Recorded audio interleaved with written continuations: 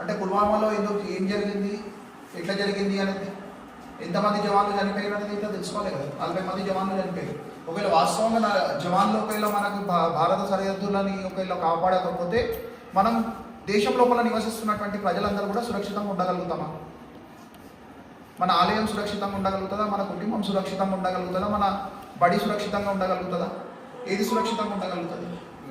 ఒకవేళ ఒక క్షణం కోసం ఒకవేళ భారత సరిహద్దు పైన ఉన్నటువంటి సైనికుడు ఒకవేళ గన్ డ్రాప్ అని చెప్పి పెట్టేసిండు అనుకో, అటు నుండి బంగ్లాదేశ్ వచ్చేస్తుంది, ఇంకో వైపు నుండి చైనా వచ్చేస్తుంది, ఇంకో వైపు నుండి పాకిస్తాన్ వచ్చేస్తుంది. వచ్చేసి ఏమవుతుంది?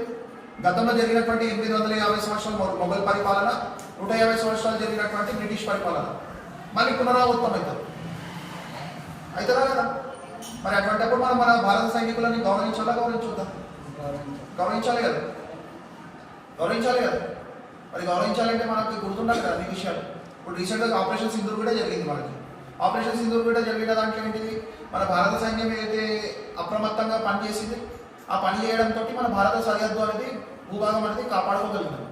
ఒకవేళ ఎయిర్ డిఫెన్స్ సిస్టమ్ ఒకవేళ యాక్టివ్ లేకుండా ఉంటే ఏమైతుండే ఇలా పరిస్థితి మన భారతదేశంలో? అంటే చిన్న భిన్నం అయిపోతుండే, చిన్న భిన్నం అయిపోతుండే. అంటే యుద్ధ వాతావరణంకి దగ్గర దగ్గర వెళ్ళినమైనప్పటికీ భారత ప్రభుత్వము సరైన సమయంలో స్పందించింది కాబట్టి మన సరిహద్దులను కాపాడుకోగలిగింది, ప్రజలను కాపాడుకోగలిగింది. లేకపోతే ఏమవుతుంది పరిస్థితి? అంటే అక్కడ సైనికులే కదా. ఇప్పుడు మనం దేవాలయానికి వస్తున్నాం, దేవుడిని మొక్కుతున్నాం, దేవుడిది ఏదో మనకు కావాల్సిన కోరికలు మొక్కుతున్నాం, ఆ కోరికలు నెరవేరిన తర్వాత దేవుడికి ఏదో సమర్పణ చేస్తున్నాం. కానీ సరిహద్దు పైన ఉన్నటువంటి సైనికులకు ఏం చేస్తున్నాం మనం? ఏం చేస్తలేదు. కానీ అయినప్పటికీ వాళ్ళు వాళ్ళ ప్రాణాలను తెగించి అంటే బలిదానం అవుతామని చెప్పి తెలుసుండి గిట వాళ్ళు మన గురించి సరిహద్దు పైన కాపాడున్నారు కదా. వాళ్ళు ఉండే పట్టే కదా మన పండుగలన్నీ చేసుకుంటున్నాం మనం. లేకపోతే చేసుకోగలుగుతామా? చేసుకోలేం కదా. మరి అటువంటిప్పుడు వాళ్ళని స్మరించుకోవాలి కదా, స్మరించాలా లేదా? అంటే ఈ విషయం మీకు తెలియాలి, వాళ్ళ రోజు అంటే ప్రాముఖ్యత మీకు తెలియాలి కాబట్టి 14th ఫిబ్రవరి విషయానికి చెప్తున్నాం. బ్లాక్ డే ఎందుకు చేసుకుంటామని. బ్లాక్ డేని అందరం స్టేటస్లో చూసినాం, బ్లాక్ డేని మనకి మనసులో పడ్డది. కానీ దాని ఇంట్లో ఉన్నటువంటి చరిత్ర గిట్ట తెలియాలి కదా. మనం తెలియకపోతే ఇబ్బంది అవుతుంది కదా, అవునా కదా? సరే, ఇంకో గత వారం మనము ఎవరి గురించి మాట్లాడుకున్నాం?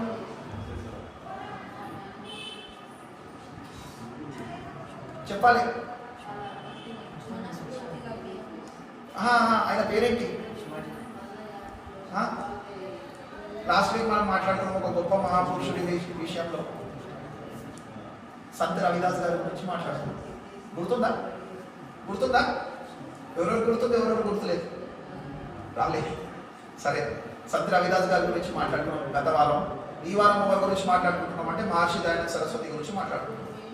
ఎందుకు మాట్లాడుకుంటున్నాం అంటే రీసెంట్గా 12 ఫిబ్రవరి నాడు వారి యొక్క జయంతి ఉండే. వారు పుట్టింది ఎప్పుడు అంటే 1824లో పుట్టారు. ఎక్కడ పుట్టారు అంటే గుజరాత్లో టంకారా అనే జిల్లాలో పుట్టారు. కిషన్జీ తివారికి ఇంకా యశోదాదేవికి ఒక సద్బ్రాహ్మణ కుటుంబంలో పుట్టారు. వారి పేరేంటిది అంటే అప్పట్లో వాళ్ళ నామకరణం చేసింది ఏంటి అంటే మూల్ శంకర్. మూల్ శంకర్ అంటే ఒరిజినల్గా పేరు పెట్టింది మూల్ శంకర్.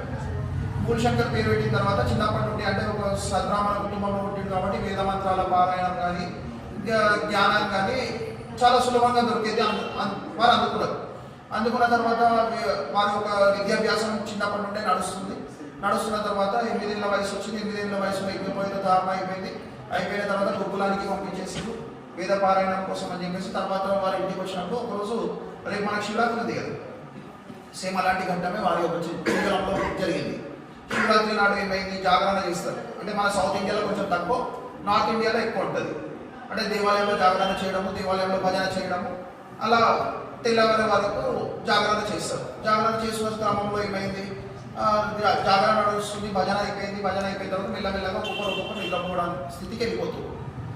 ఇతను చిన్న బాలుడు కదా, అంటే చిన్న బాలులకి ఏముంటుంది, జనరల్గా క్వశ్చన్స్ ఎక్కువ ఉంటాయి.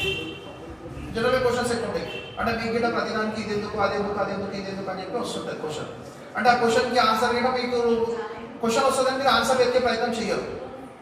కానీ ఒక మేధావంతుడు ఏంటిది అంటే చిన్నప్పటి నుండి బాల్యం నుండి వారి యొక్క మేధాశక్తి అనేది మనకు అంటే ప్రతిబింబిస్తుంటుంది. ఆ మేధాశక్తి ఏంటిది అనేది అంటే ఆ చిన్నప్పటి నుండి కూడా పెద్దవాళ్ళు చెప్పగలుగుతున్నా ఇతను ఉన్నతమైనటువంటి వ్యక్తిగా వెళ్తాడు, రేపు పొద్దున రాబోయే రోజులలో సమాజానికి ఒక కీర్తి తీసుకొస్తాడు, ప్రతిష్ట తీసుకొస్తాడు అని చెప్పి గుర్తుపట్టగలుగుతారు. ఎందువల్ల గుర్తుపట్టగలుగుతారు అంటే వారి యొక్క వ్యవహారం ఆ విధంగా ఉంటుంది. అయితే వారికి కూడా స్వామి దయానంద సరస్వతి ఎవరైతే మూర్తి శంకర్ అని చెప్పి పేరు ఉండే అతను దేవాలయంలో జాగరణలో ఉన్నటువంటి సందర్భంలో అందరు పడుకున్నారు, నిద్రపోయారు. ఇంకా లాస్ట్కి తను మేల్కొని ఉన్నాడు. శివుడు వస్తాడా రాడా అని చెప్పి, అంటే అందరూ అదే అనుకుంటారు కదా, శివరాత్రి రోజు శివుడు వస్తాడు అని చెప్పి అనుకుంటారు కదా. శివుడు వస్తాడా రాడా అన్నది వీక్షిస్తున్న సందర్భంలో ఒక వెళ్ళి వచ్చేసి అక్కడ ఉన్నటువంటి నైవేద్యాన్ని తింటారు. నైవేద్యాన్ని తినగానే వారికి మనసులో ఒక ప్రశ్న మొదలవుతుంది. అరే, శివుడు సృష్టికర్త, శివుడు అంటే మానవాళికి పరిపాలిస్తాడు, ప్రపంచాన్ని పరిపాలిస్తాడు, వారి యొక్క ప్రసాదాన్ని వారు సంరక్షించుకోలేకపోతున్నారా అన్న ఒక ప్రశ్న మొదలవుతుంది. మనసులో ప్రశ్న మొదలైన తర్వాత సత్యాన్వేషణ వైపు ఆయన మార్గం మొదలవుతుంది ఆ ప్రశ్నతో. అంటే మనకు వచ్చే ప్రశ్నలకు మనం సత్యాన్వేషణ చెయ్యము, అంటే ఆన్సర్ కోసం వెతకము. కానీ వారు సత్యాన్వేషణ గురించి అని చెప్పి వెతకడం మొదలుపెట్టిన తర్వాత ఇంకా వారు యుక్త వయసుకు వచ్చిన తర్వాత వారి వివాహం చేయాలని చెప్పి తల్లిదండ్రులు అనుకున్న తర్వాత వారు ఏం చేసిన వివాహం సందర్భానికి ఇంట్లో నుంచి పారిపోయాడు. ఎందుకు పారిపోయిండు అంటే వారికి అంటే భౌతిక జీవితం కన్నా ఎక్కువ వాస్తవిక జీవితం బతకాలి, సత్యాన్వేషణ చేసి సత్య మార్గంలో నడవాలి అన్న ఒక తపన ఉండే.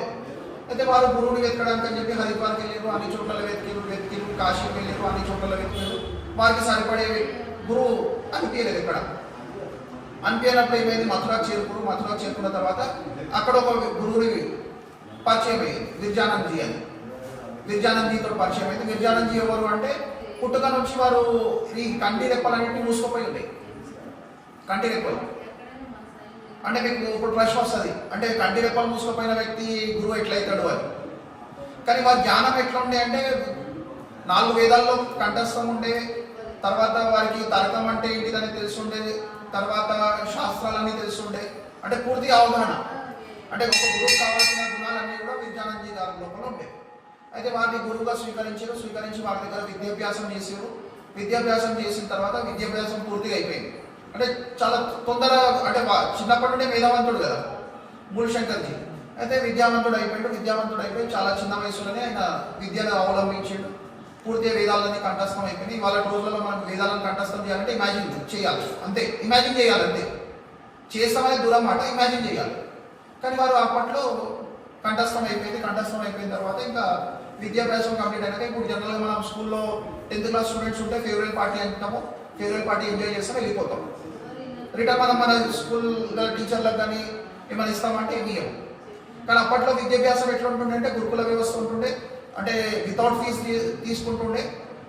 అయితే అప్పుడు విద్యాభ్యాసం పూర్తి చెప్పేసి ఇంకా మూలశంకర్జీ తన పిడికెలో చేతి నిండా పిడికెలు లవంగాలు తీసుకెళ్ళి గురువుకు సమర్పణ చేస్తాడు. గురు దక్షిణ అని చెప్పి సమర్పించినప్పుడు అప్పుడు ఆ గురువు కళ్ళలోకి నీళ్ళు వస్తాయి. ఎందుకు నీళ్ళు వస్తాయి? ఇప్పుడు విద్యాభ్యాసం కంప్లీట్ అయిపోయింది. పిడికెళ్ళి లవంగాలు తీసుకుంటే రుణం తీరిపోతుంది, గురువు రుణం. అంటే గురువు ఏదైతే విద్యాభ్యాసం చెప్పిండు, బోధన చేసిండు, దాని ఒక రుణం తీరిపోతుంది. కానీ వారు అది స్వీకరించకుండా వారన్నా నేను ఈ లవంగాలు కాదు, నీవు దక్షిణ ఇస్తావని చెప్పి నీకు విద్యాభ్యాసం చెప్పలేదు, నేను నీకు ఈ దేశ ప్రజలను నువ్వు వేదాల వైపు మళ్ళీ తిరిగి తీసుకొస్తామని చెప్పి నేను ఇది చేసిన వేదాల ప్రచారం చేయాలి, బ్యాక్ టు వేదాస్ అని చెప్పి ప్రచారం చేయాలి. నువ్వు దేశ ప్రజలందరినీ సమైక్య భావానికి తీసుకురావాలి. కులాచారాలు ఏవైతే ఉన్నాయో ఆ కులాచారాలను నిర్మూలించాలి. తర్వాత మూఢాచారాలు ఏవైతే ఉన్నాయో దాన్ని నిర్మూలించాలి. దాని గురించి అని చెప్పి నువ్వు దేశ సమగ్రత గురించి ధర్మజ్ఞులందరికీ కూడా సమైక్య భావం తీసుకురావాలి అని చెప్పేసి వారి ఒక గురువు కోరిన తర్వాత ఏమైంది, ఇంకా వారు ఒప్పుకున్నారు. అంటే గురువు మాట ఏదైతే వెళ్తుంది దానికి ఖచ్చితంగా ఒప్పుకోవాల్సిందే. అంటే అటువంటి గౌరవం అప్పట్లో ఉండేది. కానీ ఇవాళ ఏముంది, ఇవాళ దానికి భిన్నంగా ఉందా లేదా? అంటే అప్పటి డిసిప్లిన్ చెప్తున్నా, ఇప్పటి డిసిప్లిన్ రెండు కంపారిజన్ చేస్తున్నా. ఇప్పుడు మనకు ఒక టీచర్ ఏమన్నా అన్నారు, లేక ఒకసారి ఏమన్నా అన్నారంటే మనం రివర్స్ అవుతాం వాళ్ళ మీద.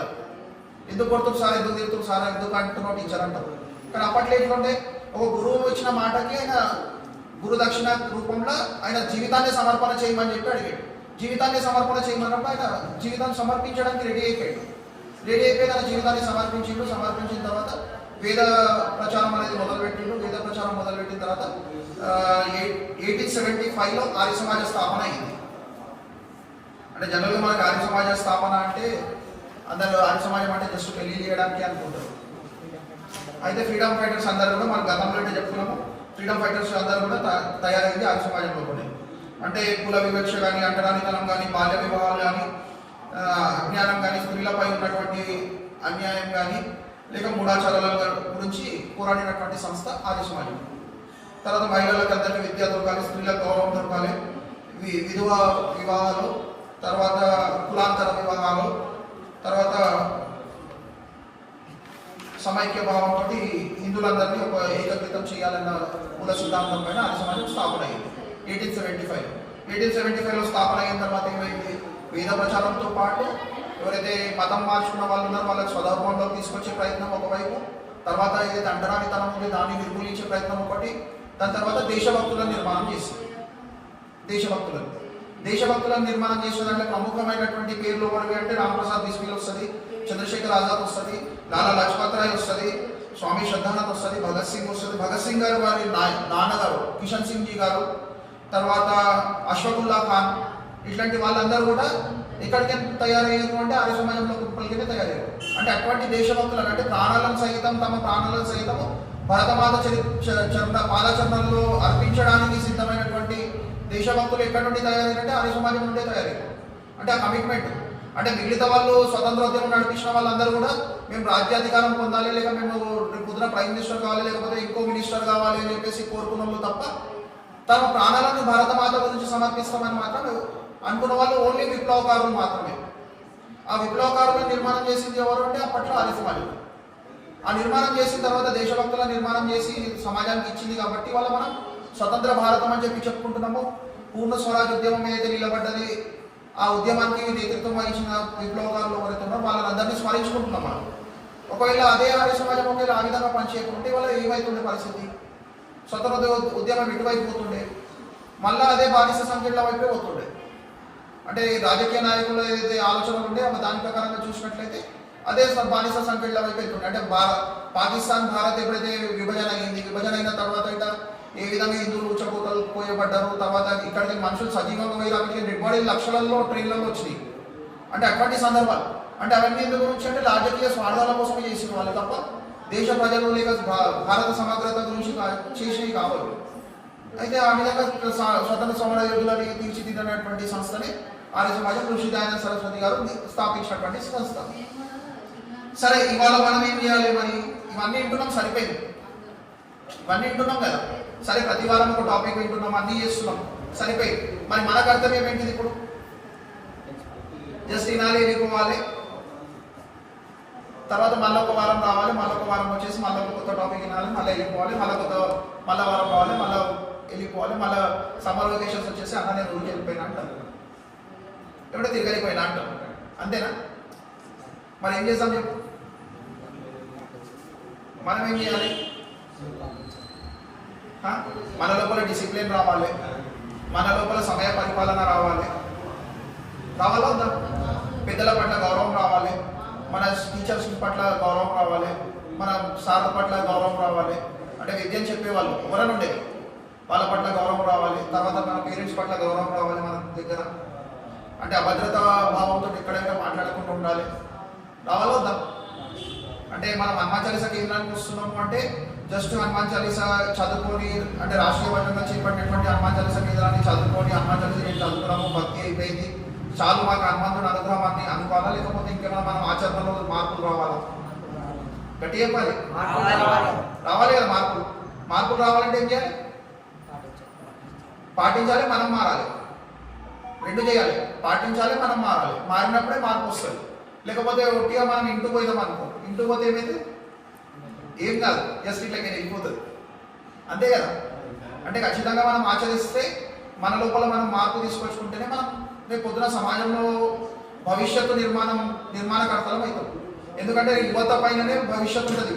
అంటే దేశ భవిష్యత్తు కానీ లేక సమాజం భవిష్యత్తు కానీ ధర్మరక్షణ కానీ మనది ఎవరిపైన ఉంటుంది అంటే యువత పైన ఉంటుంది. అంటే రేపు పొద్దున యువతరం ఎవరు అంటే మీరే. అంటే దేశానికి అంటే రేపు పొద్దున మంచి భవిష్యత్తు ఇవ్వాలి, లేకపోతే మంచి జనరేషన్ తీర్చిదిద్దాలి. జనరల్గా అందరూ అనుకుంటుంటారు జనరేషన్ పాడైపోయిందని, కానీ పాడైపోయింది అన్న దాంట్లో కన్నా మార్పు తీసుకురావాలని ప్రయత్నం చేయడంలో గొప్పతనం ఉంటుంది. అంటే పాడైపోయింది అని చెప్పి అందరూ అనగలుగుతారు, కానీ మార్పు తీసుకురావాలని చెప్పి ప్రయత్నం చేసినాం అనుకో, ఆ మార్పు నిజమైన మార్పు వచ్చింది అనుకో, అప్పుడు ఏ విధంగా ఉంటుంది అంటే జస్ట్ ఇమాజిన్ చేయండి, మీరు మార్పు అందరూ కోరుకుంటారు కదా, ఆ మార్పు ఒకవేళ మనతోటే మొదలైంది అనుకో, అప్పుడు ఎట్లా ఉంటుంది? ముందు మనం మారినాం అనుకో, మన పక్కవాడు మారితే ఇంకోటి మారుతారు. అరే అవును భయ్ వీళ్ళు కరెక్ట్ దారిలో పోతున్నారు. ఇప్పుడు నీళ్లు మోరీలకి ఎన్నిటి వస్తాయి, గంగా నదిలోకి ఎన్నిటి వస్తాయి, కానీ తాగడానికి ఏ పనికి వస్తాయి? గంగా నది నీళ్ళకి తాగడానికి పనికి వస్తాయి, అవే పరమ పవిత్రం అనుకుంటాం. అంతే కదా, అంతే కదా. అయితే మనం ఏం కావాలనుకునేది మన ప్రశ్న మనం వేసుకోవాలి. అంటే మనం గంగా నది లాగా పవిత్రం కావాలనుకుంటున్నామా, లేకపోతే ఆ మురికి నీళ్ళ లాగా కావాలనుకుంటున్నామా? అంటే మన భవిష్యత్ ఏంటిది? అంటే మనం చెడు వ్యసనాలకు పోకుండా, లేక డ్రగ్స్కి ఎడిక్ట్ కాకుండా. అంటే ఇవాళ రేపు మీరు చిన్న ఉన్నారు ఇంకా, కానీ కొంతమంది పిల్లలు 6th క్లాస్ 3rd క్లాస్ పిల్లలు ఇంకా డ్రగ్స్కి ఎడిక్ట్ అవుతారు. అట్లాంటి ఎడిక్షన్స్కి కాకుండా, స్మోకింగ్ కానీ లేకపోతే ఇంకా చెడు వేరే అలవాట్లు కాకుండా, లేక మొబైల్స్కి అలవాటు ఎడిక్ట్ కాకుండా, మన ఎడ్యుకేషన్ పైన కాన్సన్ట్రేషన్ మంచిగా పెట్టి, మన పేరెంట్స్ ఏదైతే మన పైన ఎఫర్ట్ పెట్టిరో ఆ ఎఫర్ట్ని మనం నిజం చేసి చూపించి మనం కూడా ఒక విజయవంతులం అవుతామా కదా? అవ్వాలి కదా. అంటే హనుమాన్ చాలీసా కేంద్రానికి వచ్చిర్రు అని చెప్పి మీ పేరెంట్స్ రేపు పొద్దున వచ్చి ధన్యవాదాలు చెప్పాలి. ఎవరికి? రాష్ట్రీయ భజనకి. అరే మా పిల్లలు వచ్చి వీడికి, మా పిల్లలలో మార్పు వచ్చింది, నిజంగా మార్పు వచ్చింది, ఒట్టిగా వీళ్ళు వచ్చి టైంపాస్గా కూర్చుంటలేరు, లేదా ఏదో బలవంతానికి వచ్చి కూర్చుంటారు అన్నట్టు కాకుండా మీ లోపల నిజమైన మార్పు వస్తేనే మేము చేస్తున్న కష్టానికి ఆ భగవంతుడు మాకు ఆశీర్వాదం ఇచ్చిండు అనుకుంటాం. అంటే మీతో కోరుకునేది అదే. అంటే మీతో ఒక రూపాయి కోరుకునేది కాదు, ఇంకోటి కోరుకునేది కాదు. ఇంకోటి రేపు పొద్దున మాకు రాజకీయ పార్టీలు కావాలి, రేపు పొద్దున ఎలక్షన్ వచ్చినాయి, ఎలక్షన్ కొట్లాడాలని లేదు మాకు, లేదా మీకు ఫలానా పార్టీకే మీరు ఓటు వేయాలని కూడా మేము చెప్పాము. మా ఉద్దేశం ఒకటే ఏంటిదంటే హిందువుల సమైక్యత భావంకి తీసుకురావాలి, హిందువుల శ్రేయస్సు, భద్రత, ఆత్మగౌరవం నిలబెట్టాలి, హిందువులకు ముందు అని చెప్పి హిందువే ముందు అన్న నినాదంతో ముందుకు వెళ్ళాలి, అందరికీ ముందు వస్తువుల క్యూలో నిలబెట్టాలి అని చెప్పి ఉంది ప్రయత్నం. అంటే రాష్ట్రీయ భజనలు ఇంకా అంతర్రాష్ట్రీయ హిందూ పరిషత్ చేస్తున్నటువంటి కృషి అదే. అంటే హిందువుల సమైక్య భావం తీసుకురావాలి, మనమంతా కులాచారాలను దూరం పెట్టాలి, హిందూ అనేవారు ప్రతి ఒక్కరు కూడా అన్నదమ్ముల అక్క చెల్లెళ్ళలాగా బతకాలి అన్న ఒక భావనతో ముందుకు వెళ్తున్నారు. అది మరి మీరు అందరూ మార్పు వస్తుందా కదా? వస్తుంది కదా. మరి సమయానికి వస్తారా నెక్స్ట్ వీక్ నుంచి? ఎప్పుడు వస్తారు? 6:30కి వస్తారు కదా.